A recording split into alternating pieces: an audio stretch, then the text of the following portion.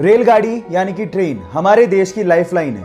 लेकिन क्या आप लोगों को पता है कि हमारे देश में सबसे लंबे रूट की ट्रेन कहां से कहां चलती है और उसका नाम क्या है? चिंता मत करिए, मैं आपको बताता हूं। उसका नाम है विवेक एक्सप्रेस, जो कि असम के डिब्रूगढ़ से कन्याकुमारी तक का सफर, जो कि 4286 किलोमीटर का है, उसे लगभग 82.5 घंटों में तय करती है। और यह हमारे देश की ही नहीं, इस सब कॉन्टिनेंट की सबसे लंबे रूट की ट्रेन भी है। क्या आपको इसके पहले तक ये फैक्ट पता था? और अगर नहीं पता था तो चैट सेक्शन में लिखना मत भूलिएगा। गाइस, हम लोग फ्यूचर में पानी पिएंगे नहीं, खाएंगे। हो गए ना हैरान? बट ये बात सच है।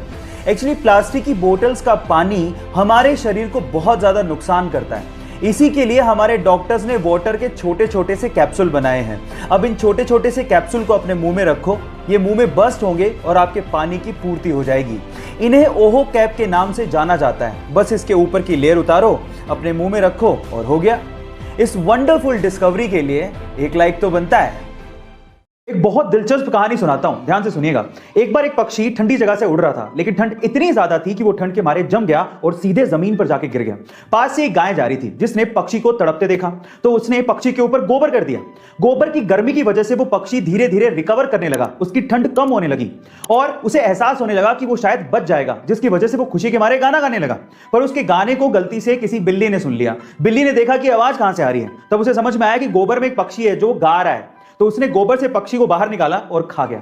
अब इस स्टोरी का मोरल क्या है, ध्यान से सुनिएगा। पहला, जरूरी नहीं है कि जो आप पे गोबर करे या आपको कष्ट दे वो आपका दुश्मन है।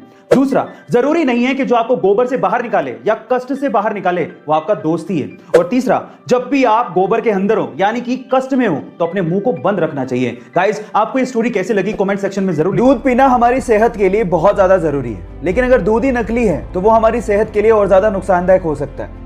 पर सवाल यह है कि पता कैसे करें कि दूध असली है या नकली। मैं आपको बताता हूं। नंबर 1, आप दूध को सूंघिए। अगर उसमें डिटर्जेंट की गंध आ रही है, इसका मतलब आपका दूध सिंथेटिक है।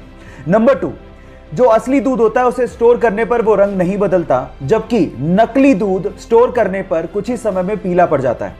और तीसरा सबसे अच्छा तरीका है कि आप दूध की कुछ बूंदें लें और उसे चिकनी लकड़ी या फिर चिकने पत्थर पर टपकाएं, और अगर वो बहते हुए सफेद धार बनाए तो इसका मतलब यह है कि आपका दूध असली है। अब आपको पता लग गया होगा कि दूध की जांच कैसे करनी है। सो ये नॉलेज दूसरों के साथ शेयर करना मत भूलिएगा। Tell me pretty lies, look me in the face, tell me that you love me.